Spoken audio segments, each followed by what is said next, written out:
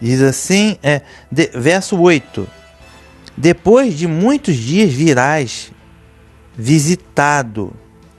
Depois de muitos dias será visitado. No fim dos anos virás à terra que se retirou da espada e que veio dentre muitos povos aos montes de Israel, que sempre serviram de assolação, mas aquela terra foi tirada entre os povos e todos eles habitarão seguramente. Então subirás, virás como uma tempestade, farteás como uma nuvem para cobrir a terra, tu e todas as tuas tropas, muitos povos contigo, tá? Assim diz o Senhor Yahweh, e acontecerá naquele dia que terás imaginações no teu coração, e conceberás um mau desígnio, e dirás: subirei contra a terra das aldeias não muradas, né? Ou seja, contra Israel, né? Que estaria naquele período vivendo em paz. Virei contra os que estão em repouso, que habitam seguros, todos eles habitam sem muro, e não tem ferrolho em suas portas, né? Possivelmente ele vai dizer assim: olha, depois desse período de quase 1000 anos de paz, né? Israel não vai estar preparado para a guerra, né? Então a gente vai pegar de surpresa. Pode ser alguma coisa nesse sentido. Verso 12: a fim de tomar o despojo e de arrebatar a presa, e tomar a tua mão contra as terras desertas que agora se habitam, e contra o povo que se ajuntou dentre as nações, o qual tem gado e possessões e habita no meio da terra. Repetindo o verso 12, ele diz assim: a fim de tomar o despojo e de habitar a presa, e de arrebatar a presa. Possivelmente eles vão tentar roubar algo, né, de Israel, possivelmente a proeminência, a liderança mundial, tecnologia ou recurso econômico, alguma coisa nesse sentido, né, que ele vai tentar roubar, usurpar, baseado na força. Verso 13: Sebá e Detã, e os mercadores de Tarsis, e todos os seus leãozinhos te dirão: vens tu para tomar o despojo? Ajuntaste o teu bando para arrebatar a presa, para levar a prata e o ouro, e para tomar o gado e as possessões, e para saquear grande despojo? Então, verso 13, Sebá e Detã e os de Tarsis vão indagar o Gog, o Magog, no caso é a Rússia, né? Hoje é a Rússia, e todos os povos que vão subir com ele para fazer esse conflito. Então, aparentemente, esse Sebá e Detã e Tarsis vão ser nações que vão buscar uma diplomacia, né? Buscar o deixa disso, buscar questionar o porquê dessa ação, ou buscar algo diplomático, né? Agora, quem seria Sebá? Tarsis foi neto de Noé também, Tarsis, filho de Jafé, né? Que originou, acredita-se que a Fenícia, que hoje é o atual Líbano, né? Só que como essa gente foi grandes comerciantes e mercadores e navegadores, sobretudo no Mediterrâneo, né? Eles tiveram grande comércio ali no Mediterrâneo, com o próprio rei Salomão na época. Chegaram até Itália, Espanha, não sabemos. Então, quando ele diz aqui Tarsis, pode ser nações ali da Europa, as margens do Mediterrâneo, ou o próprio Líbano, não sabemos, tá? Não sabemos. Possivelmente só no tempo realmente da profecia que vai ter uma ideia melhor disso. Agora, quando ele diz aqui, ó, Sebá e Detã, netos de Noé também, só que filhos de Cão, né? Foi o nome de 2 cidades na Arábia Saudita, né? Bem, não sabemos. Aí é difícil saber, uma vez que quem deu origem aos povos árabes foi o Sem, né? Não tem descendência de Cã. Mas esse Sebá e Detã aí simbolizam nações também, lá na época, que creio que vão utilizar a diplomacia para tentar evitar esse conflito, ok? Então não sabemos o porquê o Magog com as suas nações vão vir para tentar arrebatar e tomar o despojo, né, de Israel. Não sabemos. Possivelmente é uma questão econômica, né, ou uma crise econômica, alguma coisa. Não sabemos, tá? Mas vai ser algum engano desse que Satanás vai operar. Virás, portanto, verso 14, tá, do Ezequiel 38. Portanto, profetiza ao filho do homem, diz a Gog, assim diz o Senhor Yahweh, não saberá naquele dia, quando o meu povo Israel habitar com segurança? Virás, pois, do teu lugar, das bandas do norte, tu e muitos povos contigo, montados todos a cavalo, grande ajuntamento, exército numeroso. Bem, não quer dizer que eles vão montar literalmente em cavalos, ok? Mas vamos dizer, o aparelhamento de guerra na época do profeta Ezequiel era esse, cavalo e espada. Então isso é dito para que lá na época, tá, ser interpretado. Hoje ninguém usa cavalo para guerra mais, tanque de guerra, etc. Mas é uma questão interpretativa de atualizar a linguagem que aqui está, ok? Verso 16: E subirás contra o meu povo Israel como uma nuvem para cobrir a terra. No fim dos dias sucederá, ele diz aqui, no fim dos dias, tá? No fim dos dias sucederá que hei de trazer-te contra a minha terra, para que as nações me conheçam a mim, quando eu me houver santificado em ti aos seus olhos, ó Gog. Mas aí, para que as nações conheçam a mim, quando eu me houver santificado aos seus olhos, ó Gog. Mas aí você, talvez haja o questionamento, mas você não disse que todos vão conhecer o Senhor Yahweh, o Senhor dos Exércitos, durante 1000 anos? Pois é. Veja bem, quando o Messias retornar para destruir a besta do falso profeta e para ter essas destruições todas, né, as taças, a queda de Babilônia, o retorno do Messias, o Armagedon, né, quando houver tudo isso, a primeira ressurreição, o arrebatamento, as pessoas vão ver o poder de Deus, uma coisa que elas não creem hoje. Elas não creem nesse livro chamado Bíblia. Eles acham que é um livro de história. Eles acreditam no macaco que virou homem. E eles acreditam num helicóptero que funciona via Wi-Fi em Marte. É operado remotamente daqui. Nisso eles acreditam. Mas na palavra de Deus eles não acreditam não. Tá? Então as pessoas vão ver, né?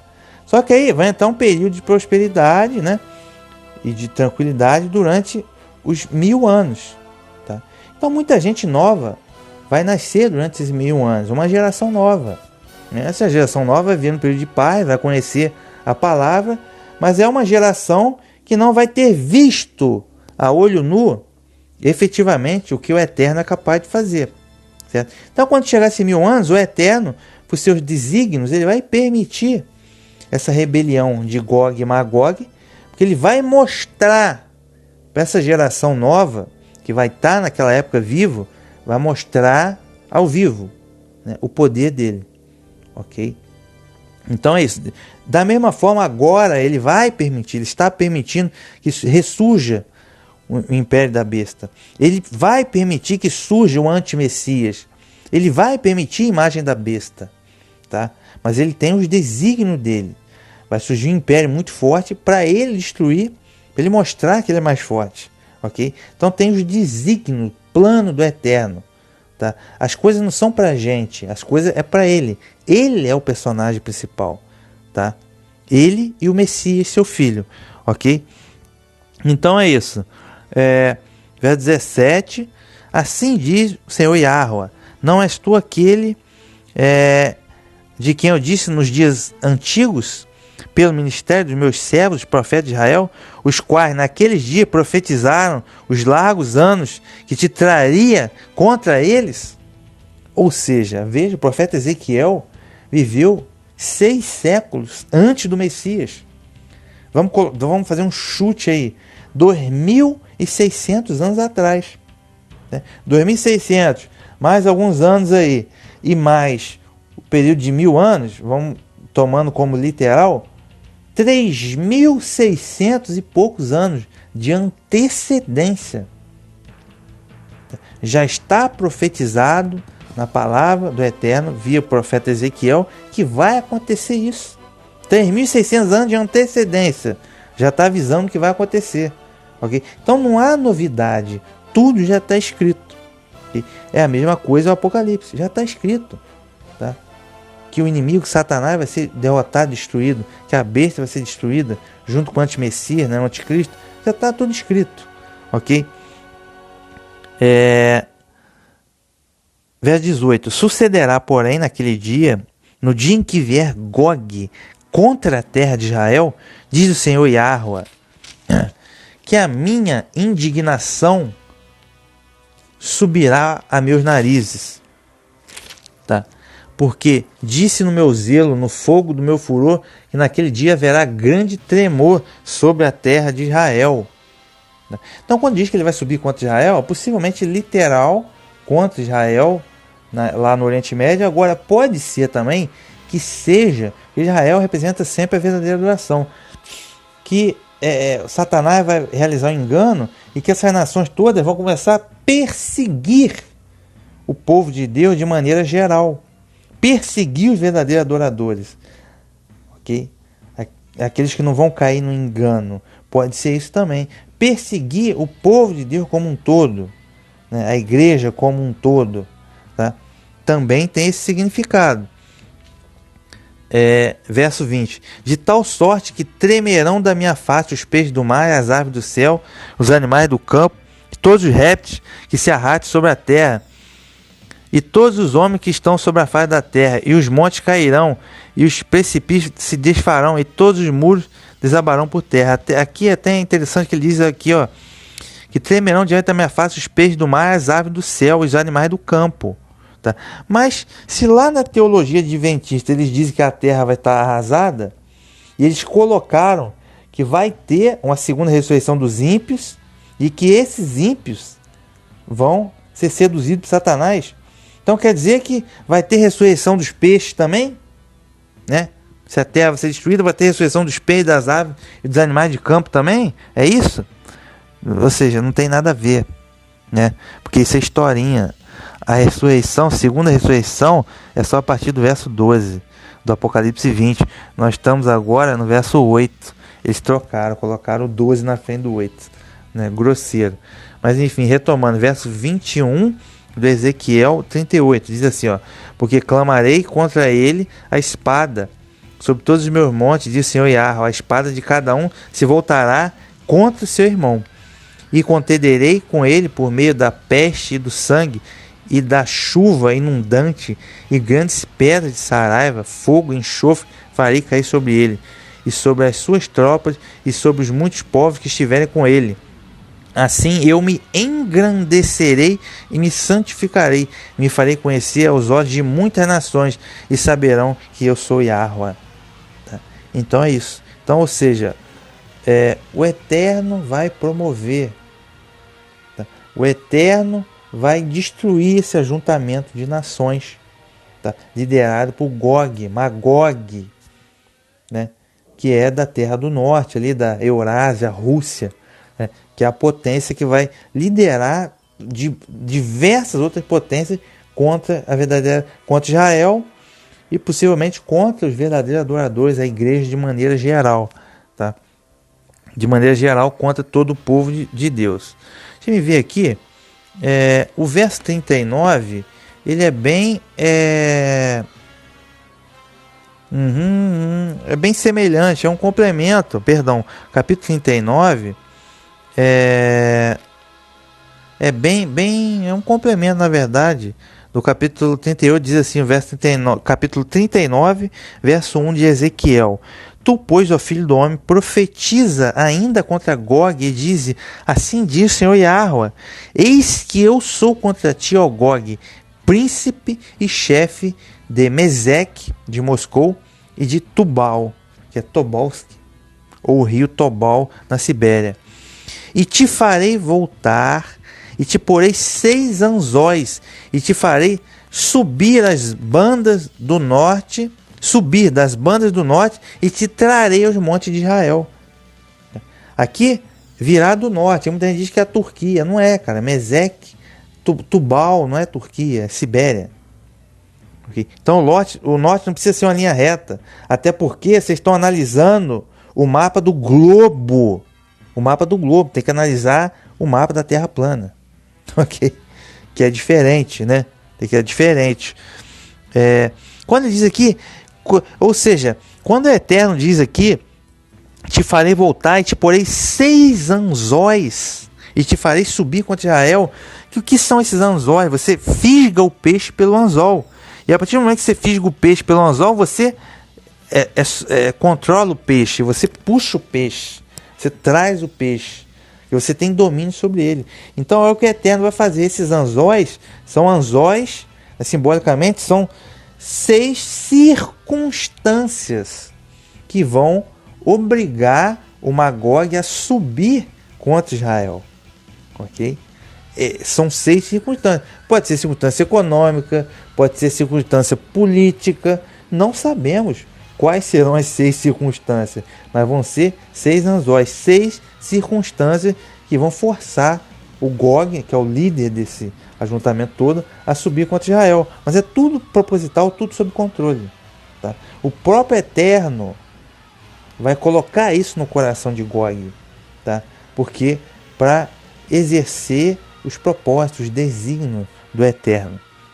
Deixa me ver aqui.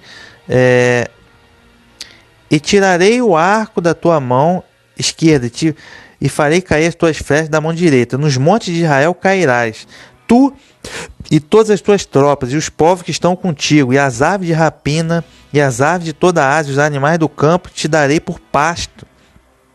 Sobre a face do campo cair, porque eu falei, diz o Senhor Yahweh. Enviarei um fogo sobre Magog, e os que habitam seguros nas ilhas, e saberão que eu sou Yahweh.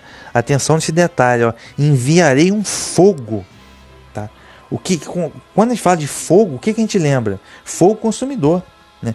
O fogo que consumiu os rebeldes, lá na rebelião, né, de Coré. Aqueles que estavam com incensário na mão, e se os rebeldes se apresentaram lá na porta da tenda da congregação, foram consumidos fogo. O que o profeta Elias orou e viu fogo e consumiu o holocausto contra os profetas de Baal no Monte Carmelo, e depois os soldados do rei foram importunar o profeta Elias, e desceu fogo do céu, consumiu eles. Ou seja, providência do Eterno, juízo do Eterno sobre eles. Isso é o que significa. E farei conhecido o meu santo nome no meio do povo de Israel. Deixa eu ver aqui, ó. Verso 8: Eis que é vindo e se cumprirá, diz o Senhor Yahweh. Este é o dia de que tenho falado. Deixa eu ver aqui. Tem uma parte que é interessante.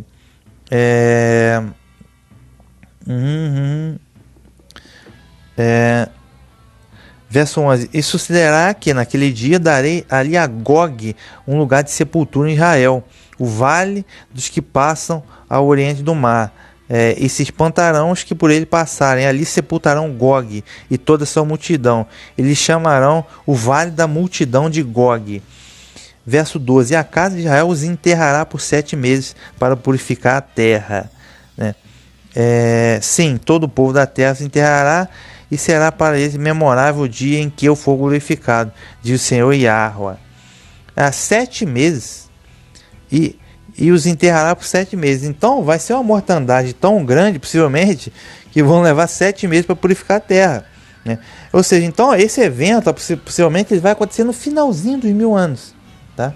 No finalzinho dos 1000 anos vai acontecer esse evento. Pois bem, é isso. Tá? Eu vou ser sucinto aí, eu acho que não tem mais. Acho que não há necessidade de ler tudo. Tá? A gente já entendeu o conceito. Então, retomando aqui o Apocalipse capítulo 20. Tá? Ele, no caso o diabo, vai seduzir as nações dos 4 cantos da terra. Gog e Magog, né, que vai ser a potência que vai liderar o ajuntamento, reunindo-os para o combate. O número dele é como a areia do mar. Né? Verso 9. Agora sim, verso 9. No verso 9,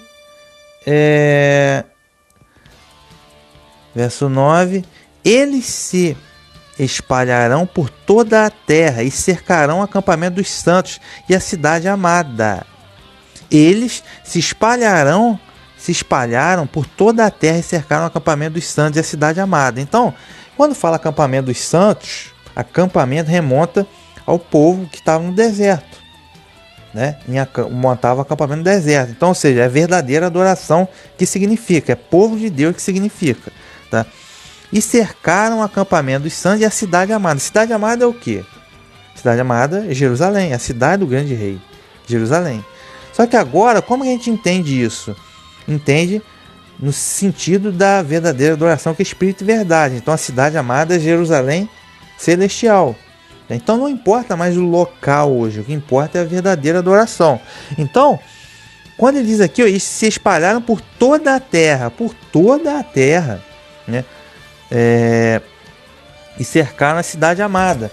É porque, como eu disse, a cidade amada significa Jerusalém celestial, que é a verdadeira adoração. Então, possivelmente, eles vão perseguir por toda a terra o povo do Altíssimo, ok?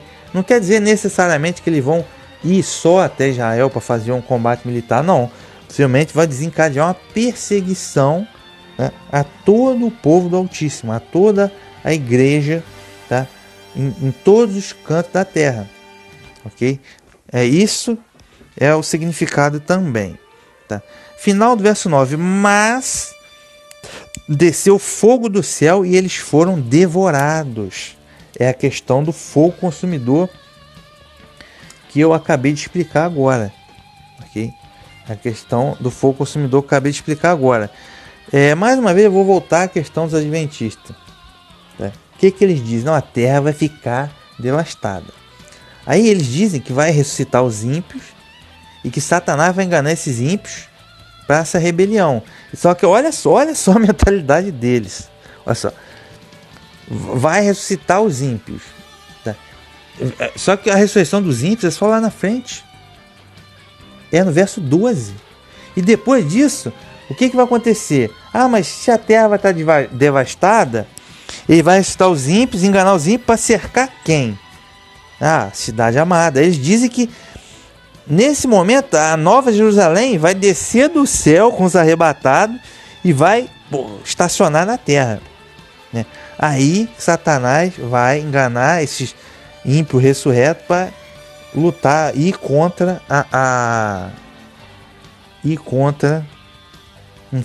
a Jerusalém celestial que vai ter descido do céu. Ou seja, só que Jerusalém celestial só a partir do capítulo 21, cara. Só a partir do capítulo 21, que é bem depois. É depois.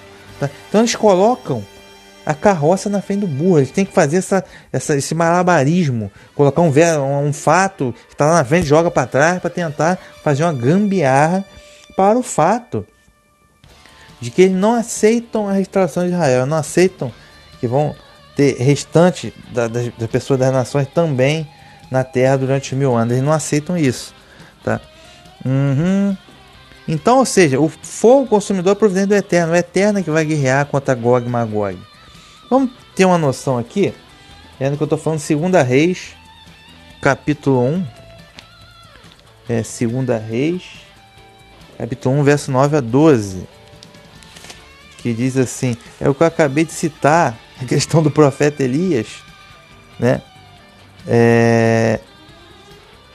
Os soldados do rei foram importunar o profeta Elias. Aí no verso 12 ele diz, se eu sou o homem de Deus, desça fogo do céu e te consuma a ti e os seus 50. Então fogo de Deus desceu do céu e consumiu a ele e os seus 50. 1 Reis, capítulo 18. 1 Reis, capítulo 18, verso 37 e 39. 37 e 39. Diz assim, qual o caso aqui agora? Tá, a mesma coisa, o profeta Elias no Monte Carmelo, tá? Então caiu fogo de árvore e consumiu o holocausto e a lenha, e as pedras e o pó, e ainda lambeu a água que estava no rego. E vendo todo o povo isso caíram sobre o seu rosto e disseram, só Yahweh é Deus, só Yahweh é Deus. Porque muita gente achava que Baal era o Deus de Israel, entendeu? O profeta Elias falou, não, tá errado, cara, esse tal de Baal é falso, mas o povo dizia, não, é Baal, Baal que é o tal. Hoje em dia é a mesma coisa, né, cara, no cristianismo. Você fala, ó, Yahweh, o Pai do Messias, é o único Deus. Eles dizem não, que é três, que é um, que é o Senhor, com S maiúsculo, porque tiraram o nome de Yahweh da Bíblia, né? Tiraram da Bíblia, dos profetas, tudo tirar, né? Ah, não, é o Senhor que é Deus, Senhor. Mas tem um nome próprio lá, meu amigo, que eles trocaram, eles omitiram da Bíblia. Aí você não sabe, é o que? É Baal também? Que é três, que é um, que é três, são três pessoas. Então acho que tem muita gente aí adorando Baal. Essa é a grande realidade, é a mesma coisa. Tem muita gente aí adorando Baal, hein? Tá? Por isso que vão cair no engano. Vão esperar vir um arrebatamento secreto que não vai vir e vão cair na marca da besta, tá? Então, não sei não, hein, rapaz. Isso aí tá meio complicado. Então, pode ser, tomando esse contexto aqui do profeta Elias, do fogo consumidor que vem do céu, pode ser que lá na frente o diabo vai seduzir as nações, Gog e Magog, e dizer que não tem outro Deus aí, né? Será que ele pode inventar essa história de 3 em 1 de novo? Será? Ou será que ele pode inventar um outro Baal da vida e dizer que tem que ir contra Israel, que agora Israel foi substituído? É a teologia de substituição, agora a gente que é o povo de Deus agora. Agora vamos lá e vamos acabar com Israel. Alguma história ele vai inventar, não sabemos qual, tá? Mas ele vai inventar um Baal da vida aí, entendeu? E vai fazer a coisa. Aí o povo vai ver, não, é Yahweh que é o único Deus. Promoveu o livramento agora. Entendeu, cara? Então, não sabemos qual será o engano, tá? Números 16, verso 35. Números 16, verso 35. Que é aquela história. Então saiu fogo de Yahweh e consumiu os 250 homens que ofereciam incenso. É a questão da rebelião de Coré. Os caras lá, os rebeldes, foram com incenso lá na porta da congregação, veio fogo e consumiu eles, tá? Para mostrar quem é o único Deus verdadeiro. Isaías 66, por lá em Isaías 66, que é o verso 15, 16, 22 e 24. Diz assim, porque eis que Yahweh virá em fogo, e os seus carros como um torvelinho, para tornar a ira em furor, e a sua repreensão em chama de fogo. Porque com fogo e com a sua espada entrará Yahweh em juízo com toda a carne, e os mortos de Yahweh serão multiplicados. Porque como os céus novos e a nova terra que hei de fazer estarão diante da minha face. Esse aqui, acho que não vê o caso, verso 22, verso 24. E sairão e verão os corpos mortos dos homens que prevaricaram contra mim. Tá? Então veja que esse conceito de fogo consumidor, é o juízo do eterno, a ira, mas é justo, entendeu? Porque é o justo juízo contra os ímpios e os prevaricadores, tá? Muito interessante esse conceito aqui. Então, verso 9. Acho que dá. Então, ou seja, essa rebelião aí de Gog e Magog é só mais uma rebelião que vai ser destruída pela providência do Eterno. Verso 10. Verso 10. Aqui a gente vai dar início aqui já a um outro episódio, tá? A partir do verso 10, tá? Então, fiquem com a graça e paz e até a próxima parte desse episódio.